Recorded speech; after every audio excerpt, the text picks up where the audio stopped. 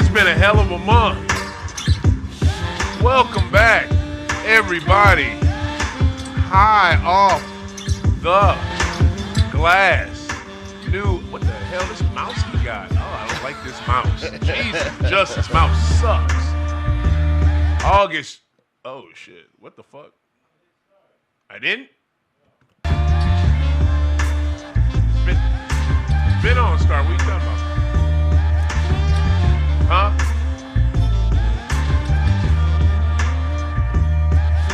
I hit it. What you talking about? Oh, I thought it was already. I didn't hit that earlier. Man, well, look. This mouse you got is bouncing around every fucking way. This thing sucks. I am low-key rusty. It is August 3rd, 2025. In the year of our Lord. This is ThaGreat. I am back. What up, Joe? Joe's in the building. Joanna from Arizona's in the house. Dude, welcome everybody. My co-host today, I'm so glad this brother was able to make it because I didn't think he was going to be able to. Mr. Josh Price is in the building. What's the word? What's the word? He is here. Price Check Podcast. Y'all need to check that out. Check out Price Check. On IG, on your social spaces. My man be doing an amazing podcast. When was the last episode you put out? We actually been on a 6-month break, bro. Wow, for real? So literally the last thing I did 2 videos the last time I dropped. One was hitting on the Luka Doncic, Anthony Davis trade. Okay. And then the other was the Super Bowl preview. So, it's been a minute. Yeah, but it's been a little minute. The folks who enjoy seeing me on High Off the Glass, you'll love to find out that we will be back very soon, and we will have a co-host moving forward. My boy Jewel Meeks is going to join me. Nice. If y'all think that I am locked in with football, basketball, and all the other happenings around the sports world, you are going to love Jewel. This is probably the best basketball mind I've ever known. Oh my goodness.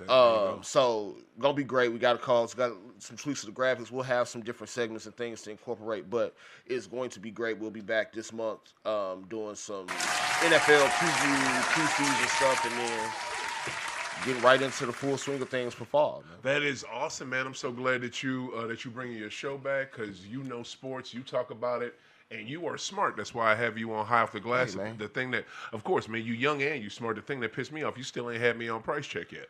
Hold on, actually, you're one of the only people that has been a guest. Oh shit, I was on. That was years ago, though. That was years ago, but you also have to understand, I don't often do guests. Yeah, that's true. So that's true. You in the history books right now. It's like you and literally like Larry Hughes and Howard Balzer, bro. Oh like shit! You are in rare company, man. Wow, So I know both people. I know Howard Moore. I work with him at 1380 ESPN Radio. He's kind Shout of a out to Howard Balzer, man. Yeah, I feel you. I'm glad he jumped on. You know what? When I think of Howard Balzer, you know who I think of? Who? Malcolm Briggs. Because they worked together. They had that show. Yeah, on that's 1380. crazy. Yeah, and I was definitely thinking them in tandem. Exactly, right? For sure. And bro, can I tell you, I worked. I was a producer for that show. Damn. Yeah, okay. I was a producer for that joint and the intern first, then a producer. Can I tell you, they both were dicks, but Malcolm was way worse. Yeah, I can feel that. I can understand that. Yeah. Dude, Malcolm Briggs was a racist. This motherfucker black hated his own people. Like, oh my God, Justin, before you dip, can you grab me a wipe out of the cabinet, man? Grab me a wipe, please. It's filthy over here. I got to do something. I have not been here in over 30 days, y'all. I have not been here since June. It is dirty in my spot, but yeah, Malcolm was a piece of shit. At one time, bro, this is a true story. He told me to run to his truck to grab him something. I'm like, okay, go, Mr. Briggs. Okay, yeah, it's no problem. Thank you, sir. What is it? I asked. He tells me to go get it for him. I go get it for him. I come back up. It was I don't know if it was a cigar or a lighter. Or it was some minor stupid shit, but he wanted it for the show. I come back up with it. This dude says, "You didn't leave it unlocked for the homeboys to grab it, did you?" I wanted to call him so many different words. I was just like, you know what? Yeah, fuck you and everything about you. And yeah, shortly after that, he went on that station no more. But yeah, man, this summer has been crazy. I want to know about you. How has your summer been? What have you been up to? Honestly, I ain't got no complaints about the summer, man. Summer's been great so far. I got a kindergartner getting ready to start school, which is crazy. Thank you, Gail. You know I'm trying to talk. That has Gail's been, in the house. That's what's up. Shout out to Gail. Right We love when the guests hop in with us. You man. know what I'm saying? No doubt. But no, summer's been good, man. We still got a lot to finish out the summer, a couple family trips and things like that. But otherwise, man, it's been good, man. Good to have a break too from just the whole content world and that type of shit. No doubt, bro. Like, keep going. Yeah, but it's just one of those things. Sometimes you just it's good to be able to take a step back and get a 10,000-foot view of everything, man. So, sports, life, politics, all of that shit. Just be able to take a step back and breathe a little bit is good. No doubt, always, man. I took a break from IG, which I needed to do, and I got to say this before we move forward. Got to give props to STL Cannabis Club, which is the proprietor of Cola Lounge over on Cherokee Street here on the south side of St. Louis. Make sure you all check them out. The first ever cannabis lounge here in St. Louis. If you out there, text me back because I need to holler at you because I probably need to go over there later today after the show. But cannabis, what is it? That place is outstanding. It was the only spot where you could smoke, buy green, smoke, play some board games, have fun. It was the only place you could do it. Now you got some copycats. Some came and went in the same time. They grand opening, grand closing real quick. But Cola Lounge is still here, so major shout out to him. And I am happy to announce brand new sponsor. They are sponsoring a specific segment of High Off the Glass, but I'm going to mention them now. Major shout out to my boy Brian, who owns Grow Room over in O'Fallon. You guys need to check that place out. It's on Highway K. Grow Room has any type of, are you growing tomatoes? Are you growing cannabis? Are you growing onions? Are you growing lettuce? Whatever you need to help your stuff grow better, Brian can help you with it. And Terp Junkie, his Terp Junkie is sponsoring Marijuana Minute, which we will be doing towards the end of the show. So I am very excited about that. You know what I'm saying? Finally got a new sponsor on board. Got to give them some props. That, yeah, I mean, thank you. I am hyped. Look, we love when the extra funds roll in. Oh my goodness, the bills paid, man. It's amazing. It's amazing when you can have that and you have a business that believes in you. Absolutely. It wants to partner with you. It's amazing. So make sure you guys check out Terp Junkies. I will explain more about it once we start the Marijuana Minute segment. But that's that. So happy to have them on board. But what is it? Yeah, man, my summer's been crazy. It's been great. What is it? The month of July, I was not on IG. It was great. I was on Twitter. Wish I was on that less. Yeah. But what is it? Went to Chicago with the fam. What is it? July 2nd, July 7th. That whole week was up there. Oh my, bro. Josh, I've been up to the Shy a bunch of times, bro, but I never spent more time up there than I just did. Yeah. And I never had more fun, man. Yeah, you know what I'm saying? It was especially, you can't really beat summertime in Chicago, summertime in New York is two of like the best places to be in America. Oh my God. Just crazy, man. Because I got plenty of family in the Shy. Shout out to Chicago, man. So shout out to the Shy. I'm up there often, man. That's also one of my wife's favorite cities. So any excuse we get to go to Chicago, man, it's always up. If you live in St. Louis and you don't go to Chicago, just make the drive. Yeah, I mean, on a regular basis or a yearly basis, what are you doing with your life? It's 4.5 hours away. If that, bro. You know what I mean? If you're pushing. Yeah, I was gonna say, or if you can catch it before getting into like the rush hour traffic, but you can definitely get through the downtown. You can. And make sure you leave St. Louis mad early if you want to beat that rush hour. Because rush hour in Chicagoland starts early. I mean, bruh, like, here's the thing. Went up there, of course, I told the audience this last episode I did in June. Went up there for the Wu concert, of course. Yeah. They played, July 7th at the United. Killed it. You know what I'm saying? They did their thing. What up, Barry? Barry in the house. It was, here's the thing, man. I got to say this, right? Saw them 3 years ago, the 22nd, when they were at, I still call it River, what was it called before? Riverport? Riverport, yeah, Riverport, the outdoor, but now it's a UNB Hollywood Bank. Amphitheater or something like that? Yeah, it used to be UNB. Now it's Hollywood Amphitheater. It's an outdoor venue. They were there on the New York State of Mind tour with Nas. Yeah. Can I tell you, I'm going to say this because I don't give a, look, man, I don't give a shit how old they are, or what. I'm like these. I'm like the other people with the Rolling Stones and with the Dead, and with I don't give a fuck how old they are. I will still go see their ass. Absolutely. But definitely they weren't in shirt. they were not in shirt as they were 3 years ago, my dude. Because like RZA was doing a verse. I forget what song it was, and then he was doing the verse of the song. Then he started doing a verse from a whole nother song. But it was not the song with the beat that was playing. Hey, I mean, it was kind of funny, but I was like, damn. And then what is it? And then the thing that really I didn't like, they did Gravel Pit, which is one of my favorite shit. Check out my gravel pit, the misery of as we go. That's my shit. Right. U-God comes out and does his verse. Meth don't do it. Don't do the chorus. Ghost and Ray ain't doing they verse. I was like, y'all just out here at this point, man. Come y'all on, just out here at this point, come man. on. But I'm gonna end with this though.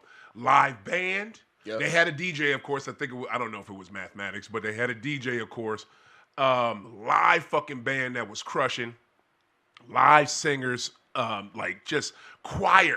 You know what I'm saying? Yeah. Like just no, they didn't have no choir, but they had this one sister. She's been on one of their albums before. Just octaves she was hitting was ridiculous. I put some of that shit on IG. But man, it was just the show was sick. You know, I met with some brothers in the back. They had this Wu-Tang van. I think one of the cats is cousin, Ghostface's cousin. Okay. Got his info from IG. I want to have him on the show. He was really cool. They were selling like Wu-Tang fans and shit. It said Wu-Tang Final Chamber fans, and they were like electric when you turned it on. And like, damn it, I should have brought it in. Damn. So you guys can see Hey, it. but way to maximize off your fandom though. You got to. You know what I'm saying? And bro, real talk. The gear that they had inside was cool, and I got some of that. But shout out to the bootleggers that was out front. Yeah. That the shit they had was sick. You know what I'm saying? Like I'm shocked that like because they had a stylish shirt. What is it? One of the dudes, because I went back to him. I left him and then came back to him to spend some money with him, but he ain't had my size. Yeah. He just gave my lady one, which was dope. You know what I'm saying? Props to him. No, you know what I'm saying? Yeah, that's dope. You know what I'm saying? Appreciate the love on that. But like that one, and it was like this fucking, it looked like a Chinese emperor type shit. It had like the fucking dragons and shit and all this. It was sick. Not inside. That was not like an official Wu-Tang joint. A couple of other shits they were selling was bootleg shit. But you know what? That brings up an interesting point though. When you get to like the bootleggers and shit, I feel like they get the space to be a whole lot more creative, with that type of shit versus like the officially licensed folks. Because honestly, what a lot of that shit turns into is they just putting an album cover on a T-shirt, or they putting a picture that we've already seen before, versus like people actually using themes and all that type of shit. So shout out to all the folks, like I said, maximizing off the fandom, because that shit is dope to me. No doubt. And it was good to see, because check it. When they came to Riverport, when they came to UMB Bank, or Hollywood now, Amphitheater, whatever number name, all the names and shit. I know what I've been in St. Louis for a long time. I know what is it? There was none of that. There was no bootleggers out there, which I was shocked by. Like, how is there nobody else selling? And the only merch you could get was Wu-Tang sponsored merch. Now, here's the thing, right? I always want to give my money to Wu first. You know what I mean? Right. I want to give my money to RZA, to Wu-Tang members, Ray, Meth, all. I want to give my money to them first. And now, if I see something else that looks dope that somebody else is selling, I'm going to buy it. You know what I mean? But I'm going to spend with y'all first. I'm not going to, like, I'm almost like an artist. Like, I didn't like the fact that cats would, run to get the bootleg copy of the album instead of going, cop the fucking album. Support the artist. You know what I'm saying? And I mean, honestly, bro, like, you ain't getting that big of a discount, especially back then. See, like, you ain't getting that crazy of a discount. You wouldn't, bro. You know what I'm saying? Like, support the fucking artist. But, man, the show was sick. Shy was sick. I'm going to tell y'all right now, man, when y'all go up there, I don't give a fuck what race you are, who you are. Hit up the South Side and hit up the Bronzeville neighborhood, man. Major shout out to my lady for finding this Airbnb we stayed at. It was amazing. Here's the thing too, Josh. This was the best part about it, right, bro? It's not a gentrified neighborhood. Right. It's an up and coming black neighborhood. Hell yeah. And it's a historic neighborhood. So it's like shit. When my aunt stay in the in the West End by Washoe, all that shit's been gentrified. Yeah. If that shit wasn't that and just kept how it was, because it was a historic neighborhood, right? But it was all black. You know what I'm saying? That's how Bronzeville is in the South Side. It is all black.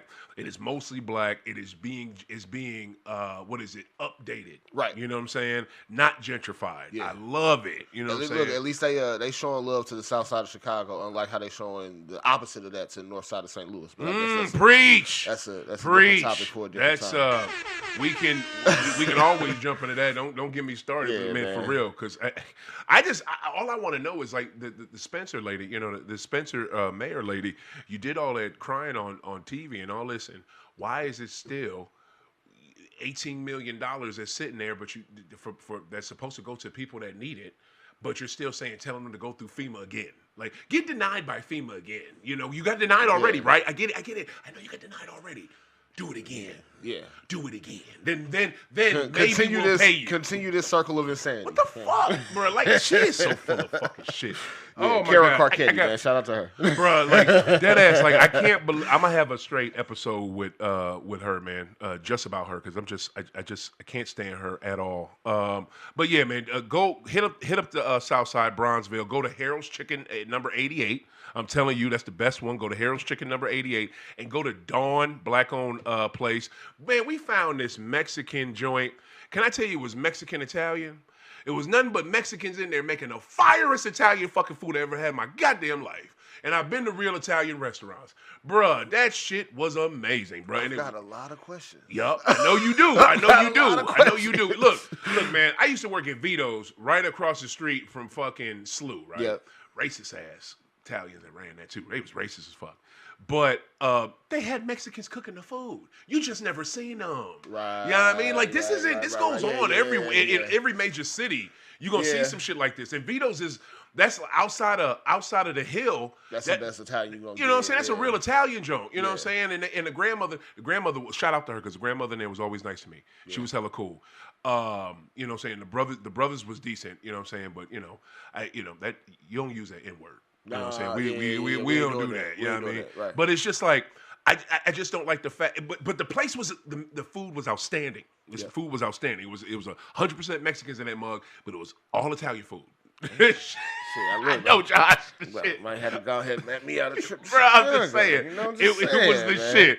All I'm saying is, if y'all go up to the Chi, man, go to the South Side, eat at places that are there. And also try Fly Over Chicago. Fly Over Chicago, they got this. Bro, have you done that? No, I have not done it yet, but you like the third person that's told me I need to go try this. Oh, my God, man. I'm going to hip y'all right now. I know it's in New York. I think it's in L.A., in Chicago, definitely. And it's, I don't know, maybe Detroit. I don't know. All I know is they strap you down in roller coaster type fucking chairs, okay? You're in a roller coaster type chair. You sit down. It's about 5 of y'all in a row. Then there's another. No, actually, it's about maybe about 50 of y'all in a row, just all the way across. And you might have some people above you. You got some people beneath you too, and they move you into the fucking screen. The screen is like surrounds you, literally. The screen is like on the side of you, and man, you're moving through the city of Chicago, bro. Like that ass, like, and you feel like. The thing is moving you around and all this shit, you feel like you're going 60, 70 miles an hour. Because it's literally a drone that it's just drone shots, you know what I'm saying? But man, this drone is doing it. But the way they changed the direction. And it makes you feel like you're in the drone. It's fucking sick.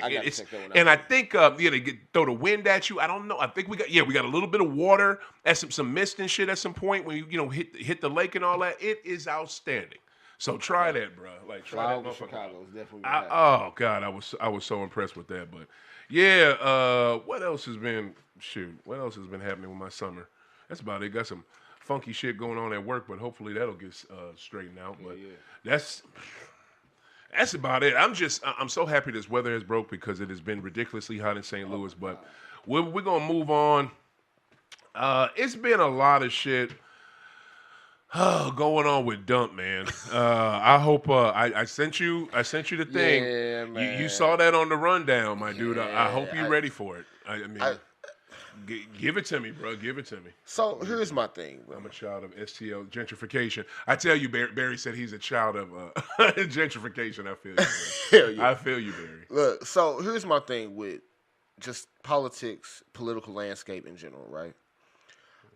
I don't know at which point it flips, but we've gotten to a point where we're willing to believe anything that comes out of a billionaire's mouth about everyday living. Preach. How? You have the wealthiest people in America who are so far removed from what it means to live an everyday life. Yet we're listening to what they say about why we should hate other people that live the same lives we live. Regardless of what aisle of the Republican, Democratic, Independent, whatever political aisle you most clearly identify with. I think the one thing we all can agree on is we have been influenced by the wrong people for far too long. Word. I don't care what side of the aisle you fall on. We have been influenced by the wrong voices for far too long. Because it is crazy to me that y'all have let Donald Trump convince y'all that immigrants are the problem. Meanwhile, every mass shooting that happens in America is committed by an American. Come on, man. Y'all have let this man tell y'all that Mexicans and other Hispanics, other Latinos are the issue when we have poor schools because they're run by poor politics. Preach, bro. Before you get into all of the crime and all this other shit, you can say all you want that these people are criminals, that people do all this other shit, but crime is a matter of proximity, not race, bro. If you have a Mexican neighborhood, no shit, the crime is being committed by Mexicans. If you have a black neighborhood, of course the crime is committed by black people because that's who lives there. Right. Black on black crime was a thing that white people created. Yeah. They don't talk about white on white crime. Why? Because it's just crime in them areas. Right. It's just crime to them. Yeah. So I think we as a people have we gotta really open our eyes to what's actually happening versus what's being said. Because the problem is too, they figured out that they can put shit on social media and y'all are gonna run with whatever it is, regardless of if y'all fact check it or not. 100%. So that's my political spiel for the moment. Bruh, you are 100% correct. And the messed up part is to go back to what you were saying about, immigrants that's just trying to that are doing the same thing we are, which is working every damn day. They're not going after the criminals. They're not going after the the people, the gangs. No, because those are like real threats. Like they'll kill you. You know what I'm saying? So you're not going after them. Y'all are pulling up on Granny at her green card interview. But meanwhile, the Venezuelan gangs y'all was talking about, or the Haitians that was out here eating dogs and cats, y'all haven't mentioned them since the election. As soon as the election was over, that was out the window. Oh, they're gonna be coming for they're probably gonna be coming for Haitians and Dominicans and all that next. Like it's so I don't like the direction in which this is going. You have a place Alligator Alcatraz, and no, that's not me giving it. That's not me giving it. When do I get to say? That's right, Gail. You can say fuck dump anytime you want, sweetie. Look, anytime. You know what I'm saying? Anytime that ends in o'clock. Like, you know what I'm saying? Just like Joanne just told you, anytime, sweetie. Yeah. What is it? You would think the name Alligator Alcatraz, right, would be some shit that pundits would come up with to make it look worse than what it is. That's the name they came up with, and they're merchandising it. They're making money off that. They're proud to say that we have people who aren't criminals, who some are U.S. citizens, in a place that's inhabitable by humans. They're in the Everglades, a part of the Everglades where they couldn't even build a goddamn airport in the 70s. An airport. Hey, y'all are real to prison. You know what I'm saying? But they build a tent prison, and then when the politicians come down there, when the see, this is the thing, right, man? This is the sticking point, the thing that I hate, right? Lady blessed me, right? My birthday's coming up. So she took me to see Tommy Davidson, Saturday night? Yeah. Friday night. She was dope. Tommy killed it. Like, Tommy's my God. A good show, man. Man, 2 years in a row, Helium, Helium gets some legendary acts if y'all paying attention. Yes. They get some icons in that bitch. Absolutely. Marlon Wayans 2024, fucking Tommy Davidson 2025. Shit was sick. Tommy killed it. The opener for Tommy was not good. He was okay. Said the N-word way too much. He's from East St. Claims to be, says he has degrees, but he just hates politics and hates both sides equally, and they both the devil. How are they both the devil when you have a clear side? The only politicians that are going to look at the facility in Baltimore where they have people, the little mini concentration camp there. The facility in New Jersey where the New Jersey mayor got locked up. What the fuck? What do we do? What was the mayor? Was the mayor of Newark? The mayor of Newark gets locked up going to check out some shit in his own fucking district, in his own. Oh, also, side note, real quick. What the fuck, dude? You mentioned the city of Baltimore. Shout out Wes Moore, Democratic. Governor of the state of Maryland. And gosh, I'm blanking on the mayor's name. The mayor's name. I want to say it's Brandon something. If it's not, I apologize. But shout out to both of those brothers. Both of them brothers. Crime is down tremendously in the city of Baltimore, and spending was not down. They spent more money investing into programs and things for kids, and they saw an instant decrease in crime, which tells you it is not the presence of police. It is not the availability of more jail cells. It is resources that these people need.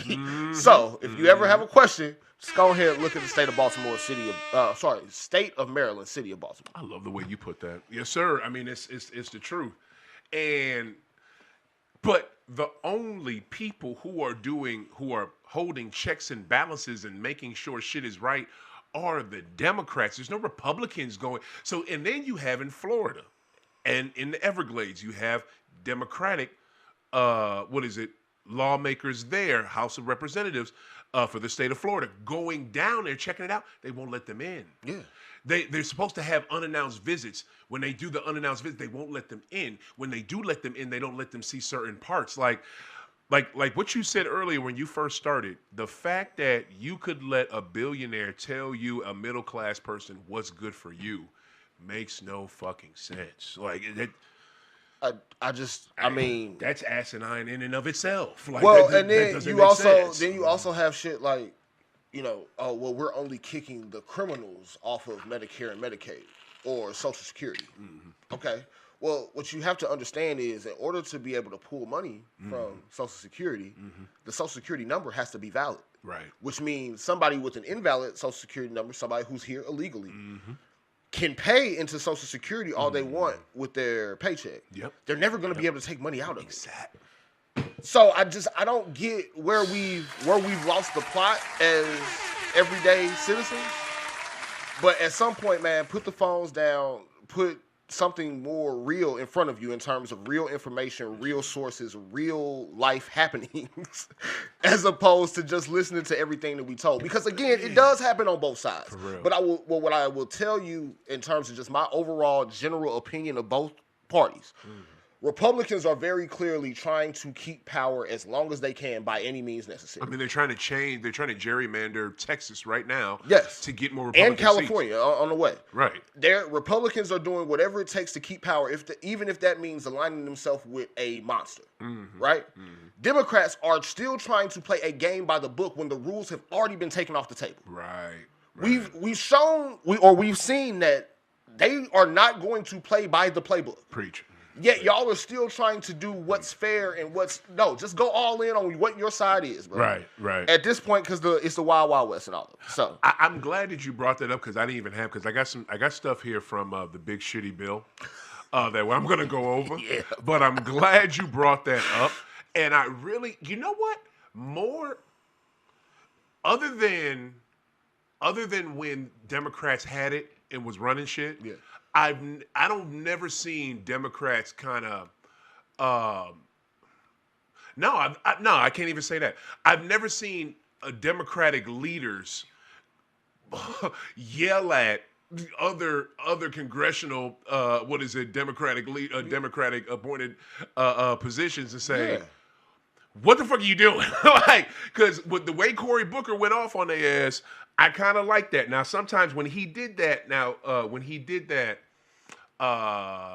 what is it called when they just stand? Joe, what is it called when they just stand there and talk? Oh, the filibuster. Yeah, the filibuster. When he did the fucking filibuster thing for to push back the voting on the big shitty bill. That I kind of thought was a little bit of grandstanding, but it was literally, I guess, the only thing they could do. Yeah, it's the only thing they could do. But Cory Booker is good for talking. You know what I'm saying? Yeah. And saying like stuff that won't ever rub his party the wrong way. I loved when he said that because when he said because I listened to as much as I could of the filibuster. That shit was way crazy long. Oh, yeah. I give him props for it, but a lot of that shit sounds like wah wah wah wah after a while. But that thing, that's of him going off on them because look here,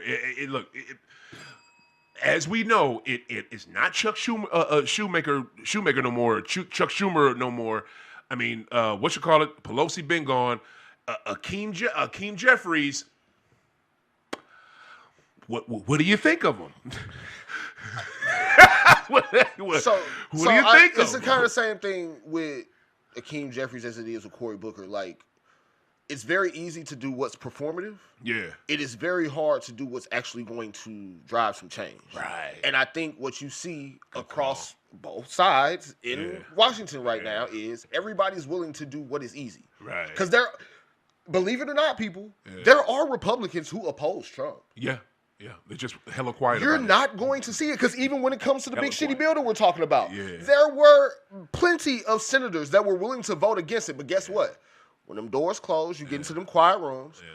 Hey, we'll give you this concession in order for you to vote. No, but Josh, they did vote against it. It narrowly passed. Right, you needed JD Vance's fucking tying vote to 51-50.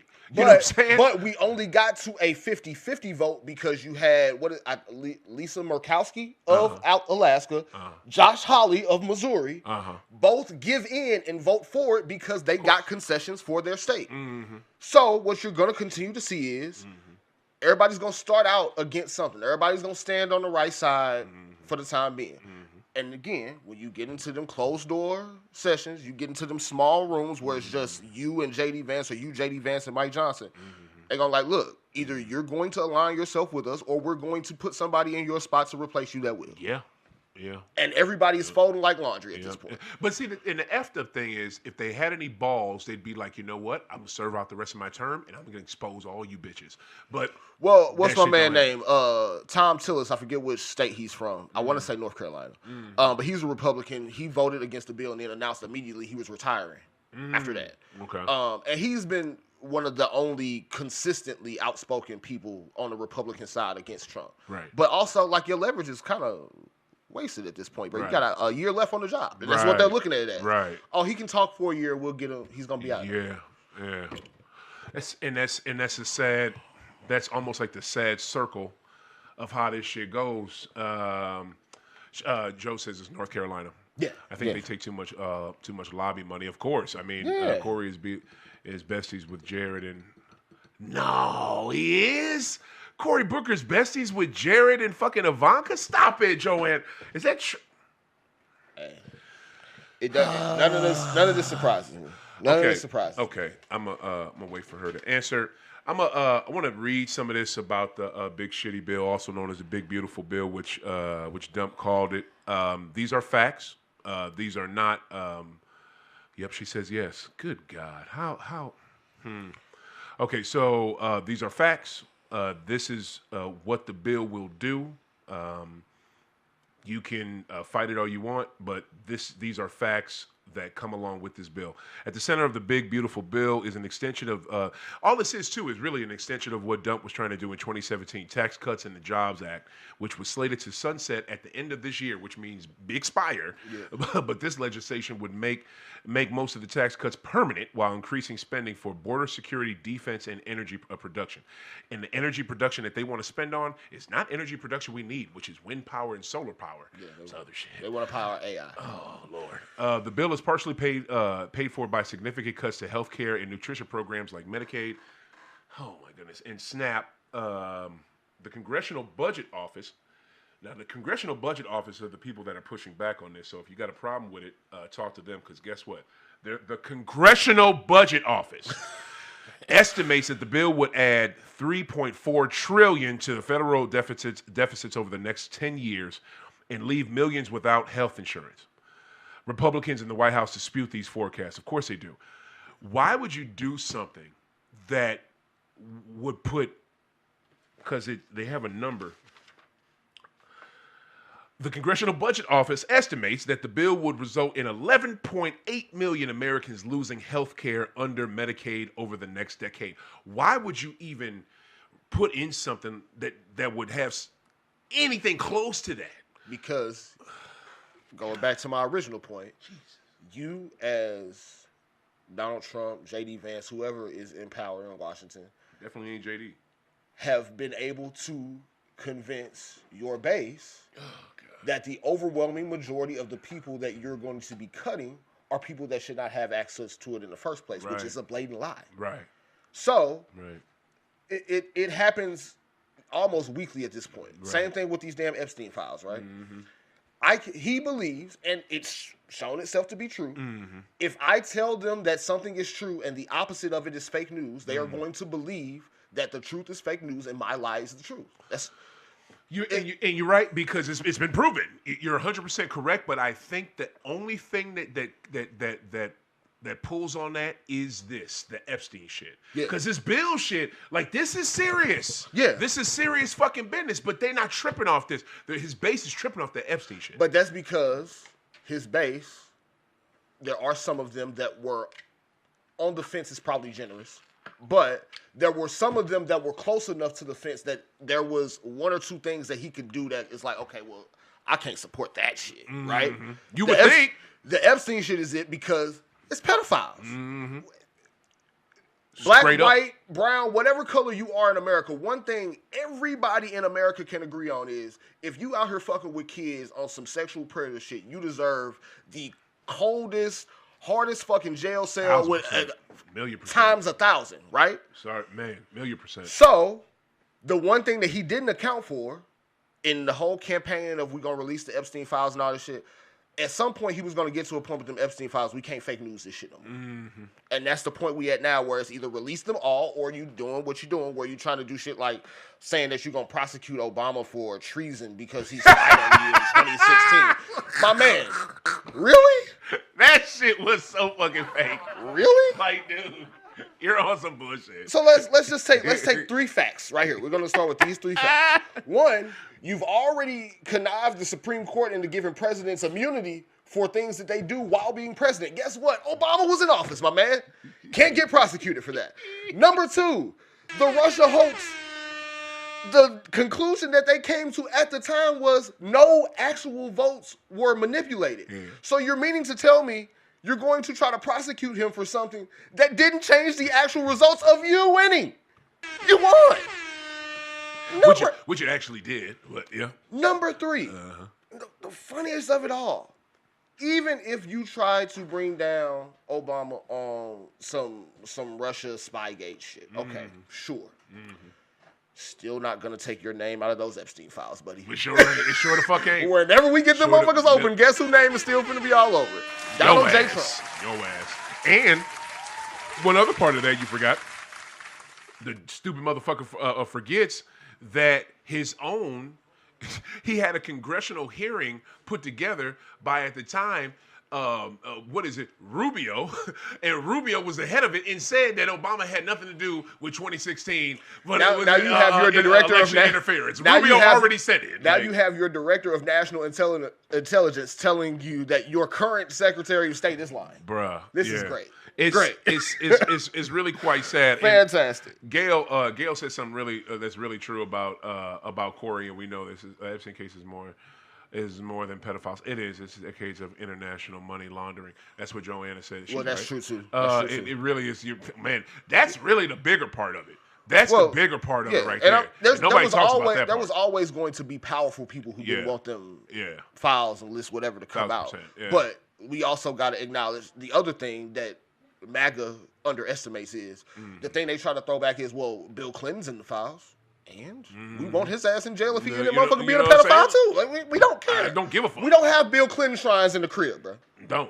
We don't make America Bill again. We don't do that shit. We don't worship him like y'all worship Reagan and shit. Yeah, we don't do that shit. That's the type of shit that's just annoying, because it's like y'all trying to do a tit for tat thing when all of it is wrong. And it's a tit for tat too, and it's always, let's just move the goalposts and change the fucking, change the objective real quick. Because once you got them on one thing, let's move it to something else.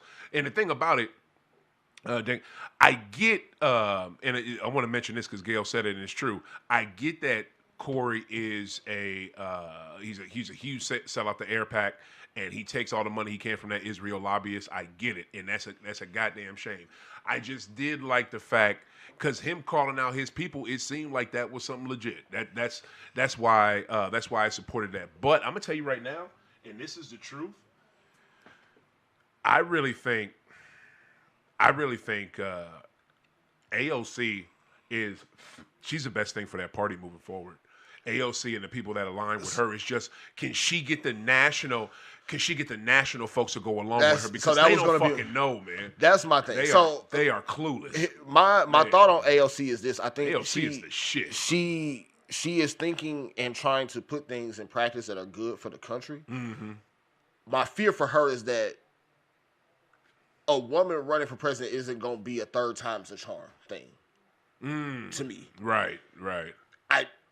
Looking back on it, Hillary wasn't the greatest candidate, but she was better than him. Of course, shit. But I think she was the best candidate for it at the time. Well, maybe Sanders, maybe Bernie. But I think Bernie was a better candidate at the time. But in terms of traditional Democrat, she was a much better candidate than Trump, which we turned out to see. Right. But to me, if us as Americans weren't going to elect Kamala, we're basically saying is this woman as president thing still got a while before it's gonna happen.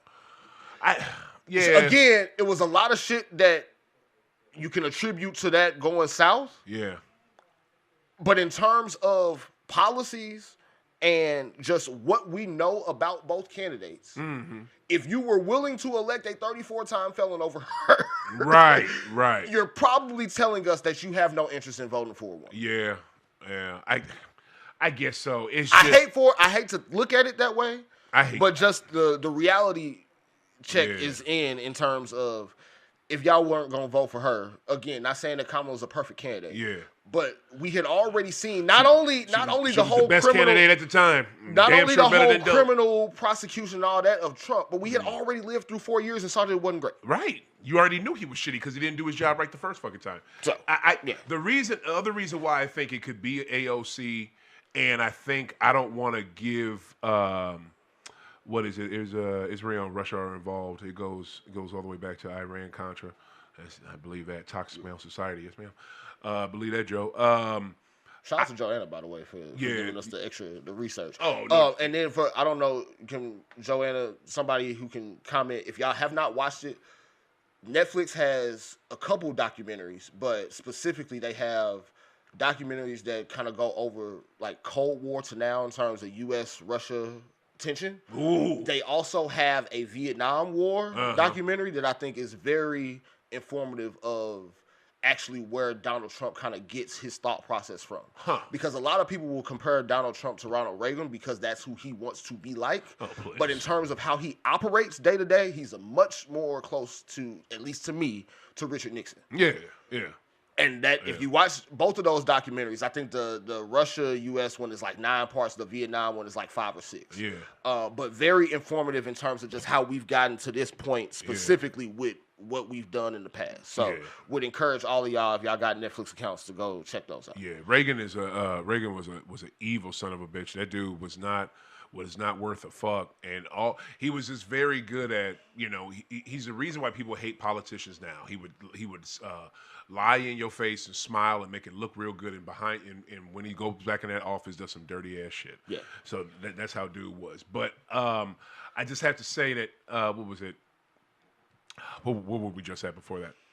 Oh, Cory Booker and the was it Cory? AOC. Yeah. I think that the other reason why I think it could happen with AOC, the reason why I think it could happen with AOC and or another good Democratic candidate to win the presidency is because Kamala did only get 107 days. Like, she didn't get a full thing. Yeah, like, I think, again, there's a lot of shenanigans that worked against her. You know what I'm saying? And it was last minute because you had big wigs in the Democratic Party who just bailed on Joe, and that shit was stupid. I don't give a fuck if that, like me, look, I know I'm not the masses, but that motherfucker could have been drooling up there and I still would have voted for dude. But like, see, you know so, I think the problem is that you had I think the problem was you had Joe go back out there after defeating Trump in 2020.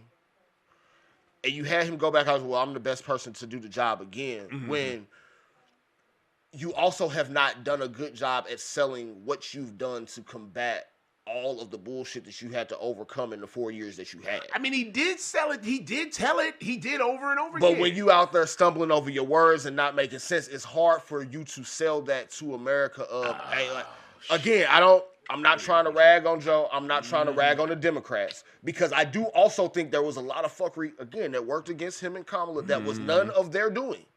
Because if you look back at what they actually accomplished in 4 years, they actually did a lot of shit in comparison to the hand that they were dealt. Right. But I do think that the messaging on the back end of that was very uncertain in terms of deciding who was actually going to run for office in 2024. Right, I hear you. I'm reading what Joe's saying over here. Don't get me started. What is it? Don't get me started. I read about this stuff all the time. We do need to get new voters. We definitely need to get new voters for the Democratic Party. And don't say F Joe. Joanna, come on. Number one, you know he's never running again. And second, don't say him. Don't say F him, because it ain't his fault. This shit went like this. Yeah. He really got fucked over by Pelosi, Schumer, and goddamn Clooney and the rest of them motherfucking big name celebrities and shit that just turned his back on his ass. But okay, so I have to say this more. I mean, y'all basically. I want to say this last part. I want to say this last part because this is disturbing as well with the big shitty bill. The legislation includes more than 46.5 billion for border wall construction and related expenses, 45 billion to expand detention capacity for immigrants in custody, and 30 billion in funding for hiring, training, and other resources for U.S.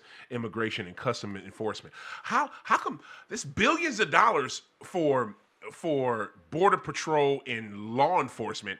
Where's the money for education? Where's the money for stealing it? Right. Where's the money to build the infrastructure in this country? Roads, highways, shit like. Where's that shit? Where's the money for? I don't know. The what is it? The Pollution Reduction Act that Biden signed into, which was great. He's reversing all of that. How come we're not going to pay into that anymore? I got to hurry up and get solar panels in my home before this sorry son of a bitch cancels the shit and I can't get my federal, payment for it, because the federal government is telling us to do that. Why? Because it's better for us. Right. It's better for Earth. He has nothing in that bill that's better for Earth. And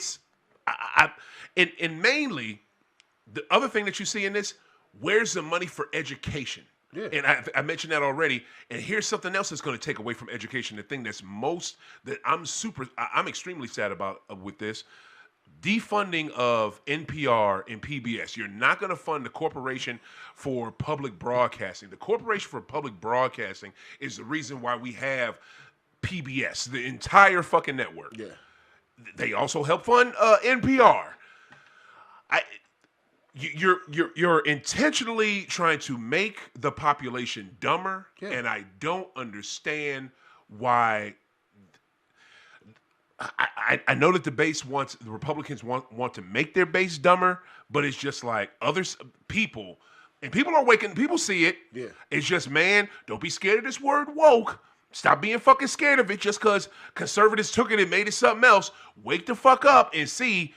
You're being made dumber. Yes. The goal is if we take away the shit that people need, the only people who are going to be able to have the resources to support themselves, and then also the resources to have an opinion around this motherfucker, are going to be the people wealthy enough for it. Dude. That's all this is. Bruh. That's all this is. Bruh. It is basically trying to turn the United States of America into the United States of the haves and have-nots. Right. Right. All it is. Right. Because all you're going to do, you're going to see, and you can even see it a little bit in St. Louis. Part of it due to the tornado, but part of it intentional, right? You have a bunch of public schools closing. Yeah. What they're going to do, they're not going to automatically redistribute that across other public schools. They're going to give you a private school voucher. Why? Because they want to be able to have a better ability to dictate what you're being taught. So a private school can be taught based on the Bible and Christianity, whatever that they want to run with the whole Christian nationalism shit, right? Right.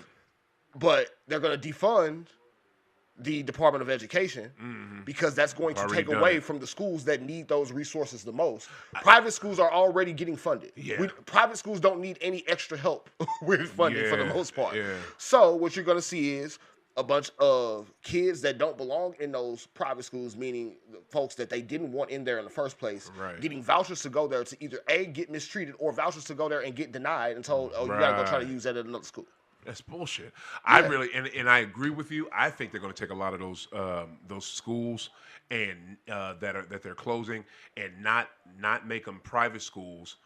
But I see what you're not saying that they're going to do that. You're saying they're just going to send them to a private. Yeah. Well, yeah, they're just going to send the kids. Yeah. They don't give a fuck about what you do with the school building after the fact. That's not their concern. No, they do care. You know what they're going to do with that fucking building? They're going to make them buildings fucking overpriced apartments. Oh, well, yeah, they are condos and shit. Like that's already started doing that shit. Because McCarthy, who paid Spencer to be the fucking mayor any goddamn way, and when Sylvester Brown interviewed her and asked her about it, she didn't know that, had no knowledge of, and wasn't sure of everyone who gave her more money, or wasn't sure that McCarthy Construction, her biggest donor, gave her $25 million. I think she would have known that. That sounds stupid as shit. Yeah, so when you're not running for no office and not knowing where $25 million. Like, come on, what the fuck? Like, you're not running for an office and not know where $25 comes from. Especially as the mayor of St. Louis, because it ain't like we got just a bunch of billionaires roaming this motherfucker. Like, what the hell? Like, come on now. Yeah. If you get a $25 million donation, you know exactly who it's coming from, and it's probably some conditions tied to it. That's true, and I'll be honest with you, it's more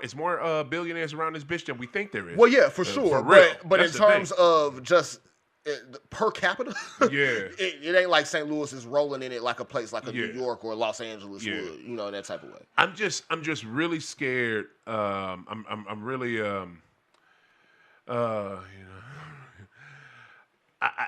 I'm just really upset about PBS and NPR. Like I send money to NPR. I'm gonna start sending money to PBS more. Like, I've done it before, but not consistently. But I'll start doing that.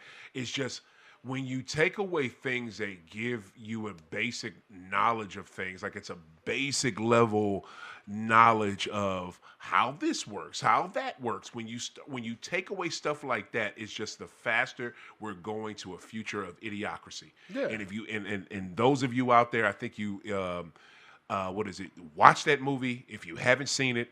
Idiocracy is made. I think his name is Billy West. I thought the dude who made Futurama and shit. Like, watch. No, I'm sorry. It's Mike Judge. No, it's Mike Judge who made King of the Hill. Oh yeah. It's that King of the Hill, Beavis and Butthead. Yep. And it's that dude. He made Idiocracy, and he made the movie a good 20 years ago. Watch that movie, because I'm telling you, if you don't see similarities in what's going on now and shit that they have to deal with in that fucked up dystopian, very dysfunctional, low-educated Neanderthal fucking future that they put in that movie, you need to see some things, because you need to watch it, because it's stuff. It's happening right now, and I'm really that PBS MP. And the thing about it, right? It's nothing new. Mr.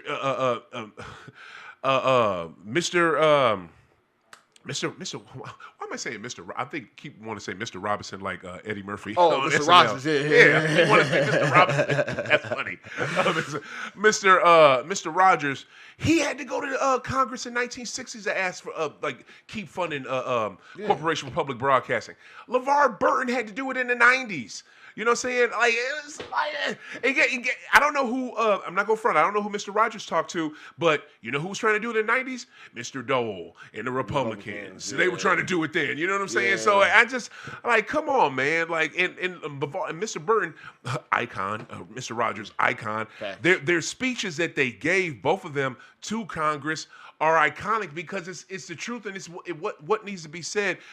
But children and people need to have education. We just do. And when you can educate them in a fun way, in a way that's easier for them to learn, and not set up like a school structure, and also too, how crucial was PBS when the damn COVID hit? You got the fucking pandemic. We're at home. You know what I'm saying? We're at home. We can't go anywhere, and kids are learning from the TV because you had actually classrooms on PBS. All I know is it's just really fucking sad. The irony of your slogan being "Make America Great Again," and you are actively trying to make America terrible. Right.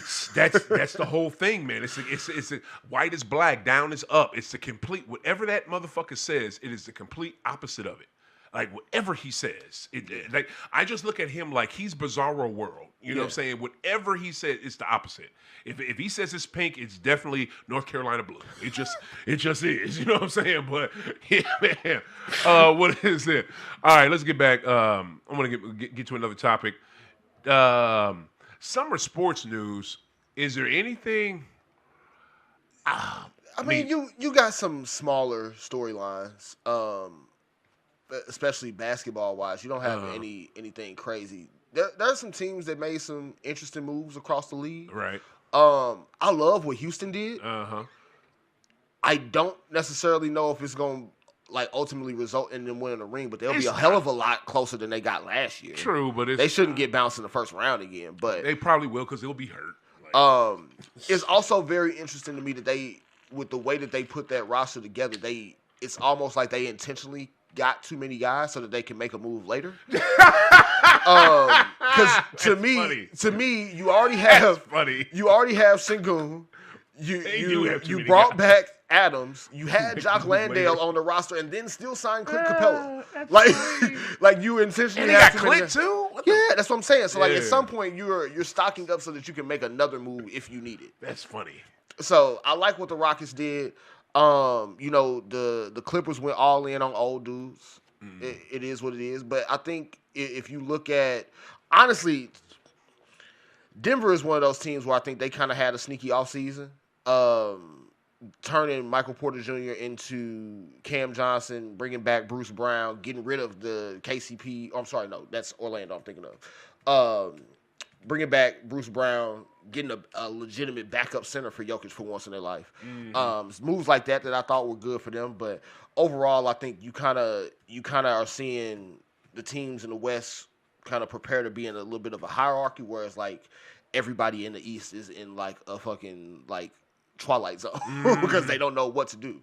I think Denver played themselves though with what. First off, you didn't do anything, and second, you did more with not bringing back Russell than any fucking thing. Why would you not bring Russell back? He was damn near the second best.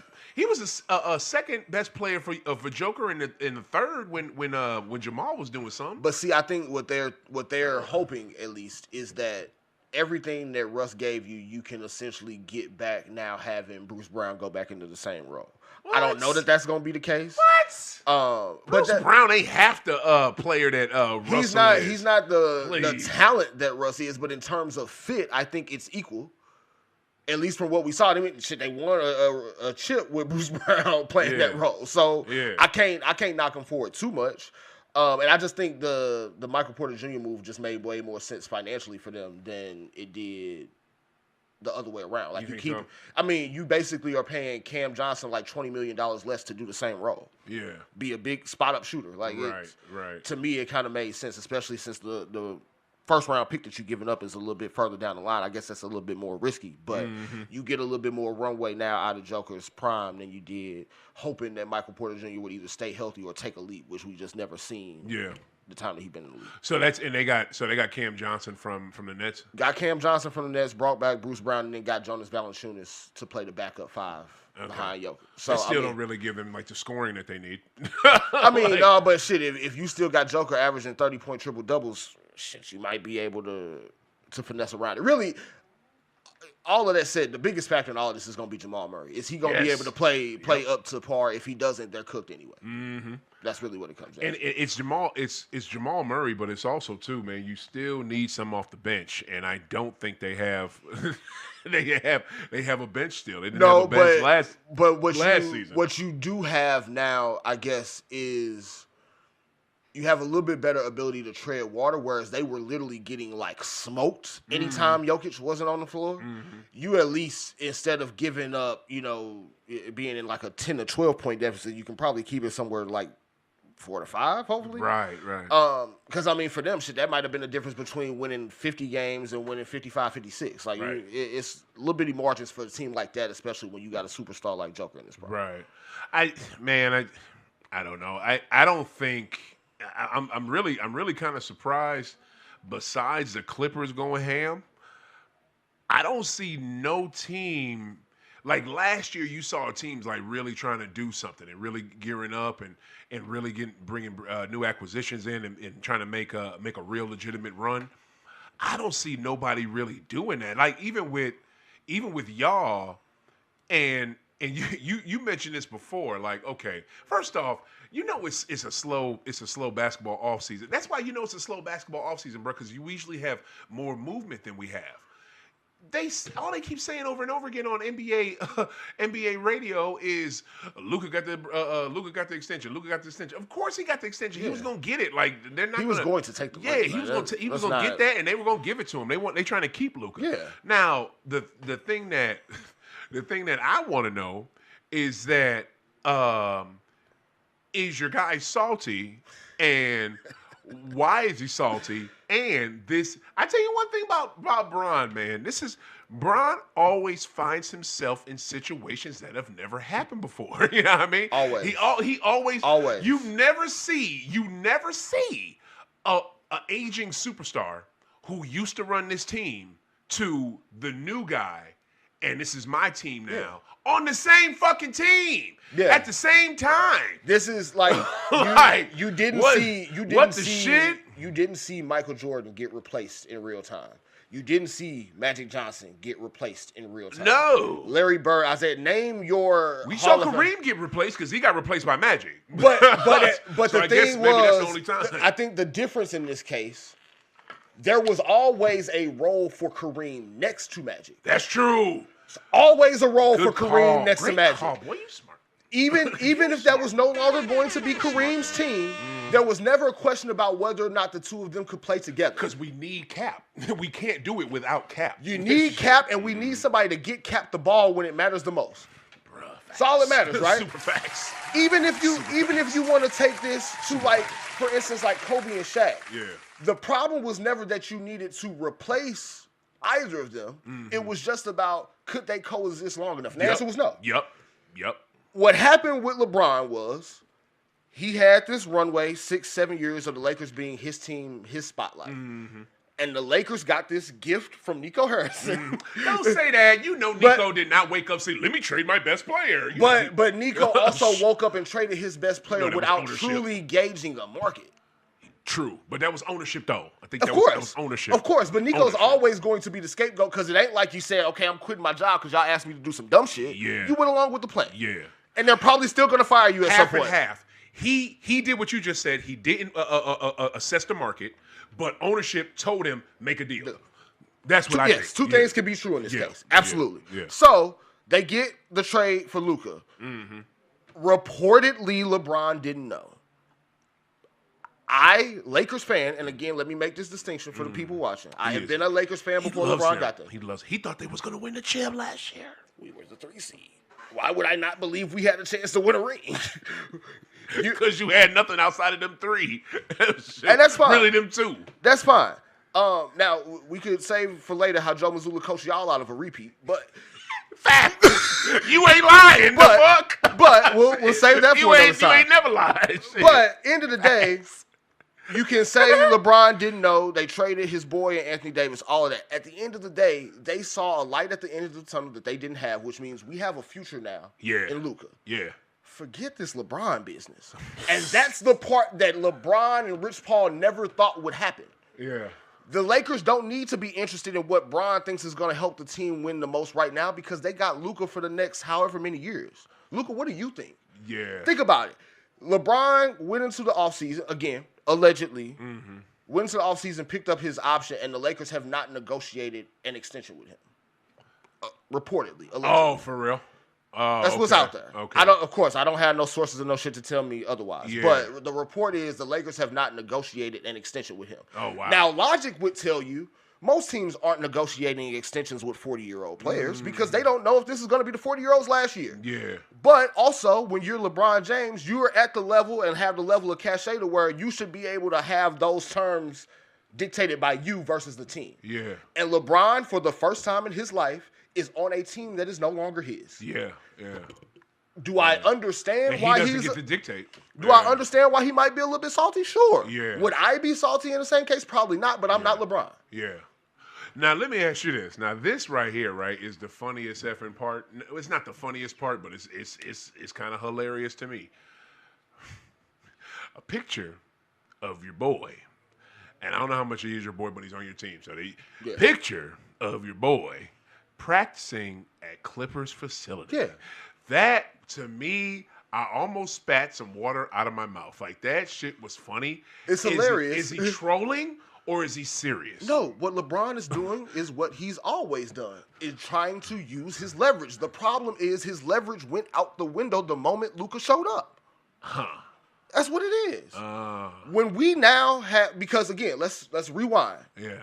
Before the trade, Lakers are wondering if Anthony Davis, when he's going to come back. He was dealing with an injury. Yep. We wondering if LeBron is going to decide that he's going to finish his career as a Laker, or if he's going to decide, okay, I need to go chase championship somewhere else. It was a lot of question marks surrounding what was going to happen. Yep. The minute Luka stepped into the facility, all them questions is answered. Because guess what? We can figure it out around Luka. Yeah. Whatever the question is, we can figure it out. We got Luka. Whatever you ask, even if you don't think the Lakers are a championship team, and this is me right now, having watched what we just watched in the playoffs, Lakers aren't winning a championship next year. Unless something drastic happens, the Lakers aren't winning a championship next year. But guess what? We got Luka.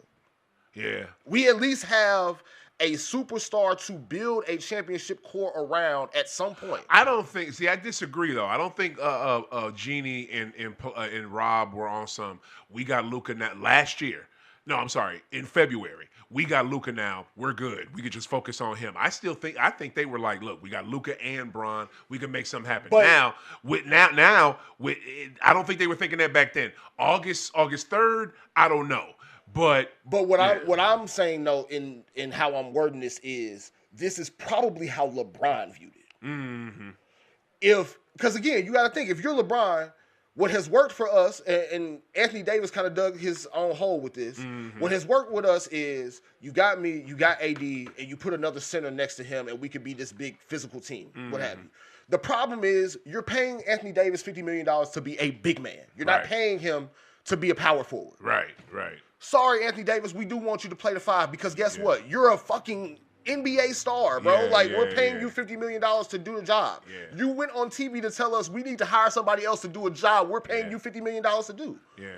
So if you're the Lakers, you're looking at that like, okay, we got to figure out a solution to this. Right. You didn't know the solution was going to be Luka Doncic. You didn't know that. No, you probably went through got like, gifted. okay, we're going to try to find a center, try to piece this shit together. Yeah. But I think if you're LeBron, you are realistically asking yourself, okay, especially again, after seeing how they got dismantled by Minnesota in the first round, how exactly is this championship core thing supposed to work with me, Luka, Austin Reeves, and the roster kind of being locked into what it is? Right. You're right. I mean, in trust, I trust your word. I know you know your squad. Okay, look. Okay, Gail is tapping in. Because Gail is she's Southern California. I thought she was from Massachusetts, but she just likes the Celtics. But look, I'm born and raised in Southern California, Laker fan here. I can't stand LeBron because he's a bag, and it's all about him. Wait, she said he's a bag. He's a bag, and it's all about him. Kobe's rolling over in his grave with all his selfishness that tell him, Gail.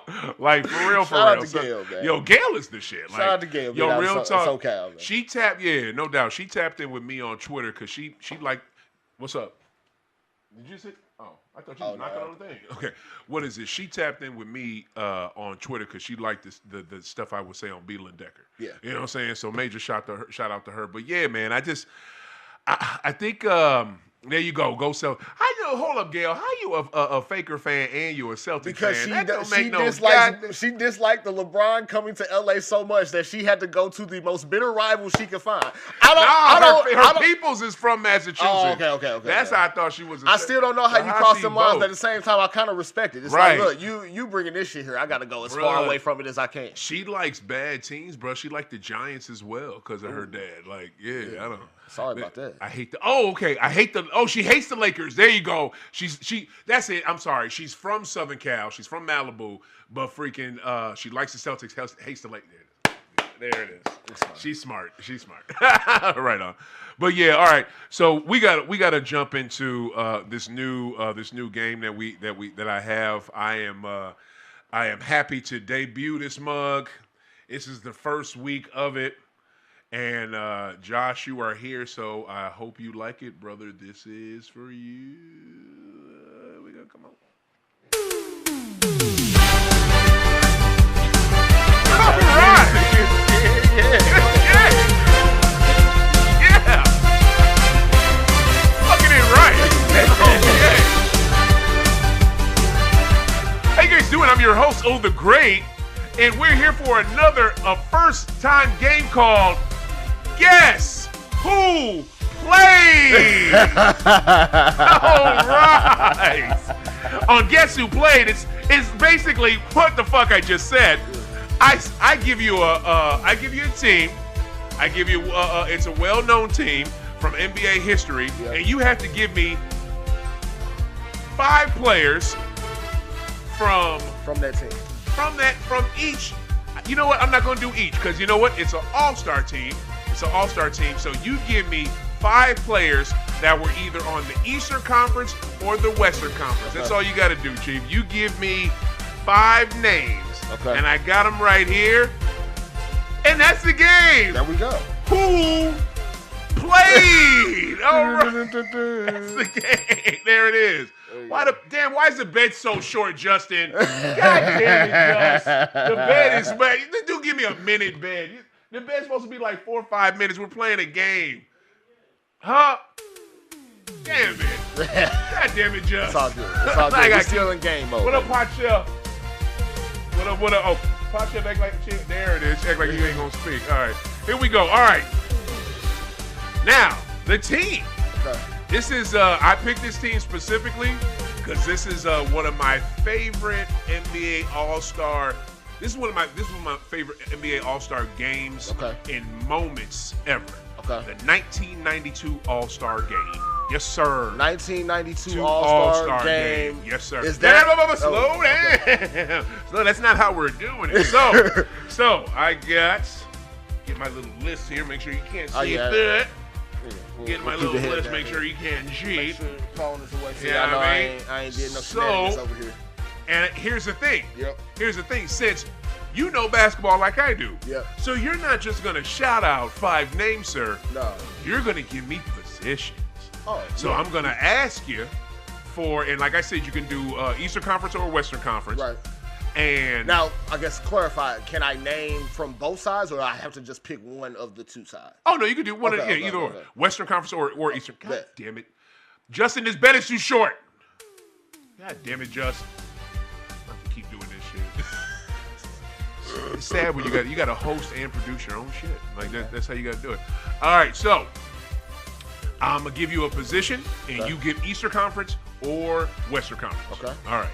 And again, they don't have to be starters or they had to reserves. Be on the All-Star just team had to be on the team. You know what I mean? Right. And it could not be somebody who was. You know what? See, they even got the injured players here, but I'm probably not gonna think of nobody that was injured. Well, maybe you would know one of them. Okay. A couple of them. All right. So starting off, center for Eastern or Western Conference. Center for Eastern Conference or Western Conference All-Star Game 92. I would think Akeem Olajuwon is one of those. West, right? Let's see. You would think. Maybe not the starter. Well, starter. You know what I'm saying? Let's see. Got the Eastern Conference on this side. Oh! Where's my thing? And I gotta bring that sound down. And it's my first time doing this, y'all. Shut the fuck up. All right. And you got it. Yeah, All we the right, first one, you okay. jade that. There So you Akeem go. is the starting center on the West. That would, I would think, mean that There you Patrick go. You Ewing drained is it. the starting center on the Eastern Conference. That who? Patrick Ewing. He's not a starter, but he was on the team. Okay, we'll take that. No, take that. Here it. Yeah, you got it. We made there that you one. go. So you got the centers already. There you go. Okay, now going down. Give me a forward off of either team. Forward off of either team, of course. Scottie Pippen's on the East. Oh, you ready? Duh. Yes, Scottie sir. Pippen's definitely on the East. Nailed it. Trying to think of a Western Conference forward. Charles Barkley. Was he in the West by then, or am I early on the Suns trade? 92. He was not in the West yet. Oh shit. Okay. 92. You know what? If you know two of these names, I'll be kind of surprised. No. One of them you're gonna know.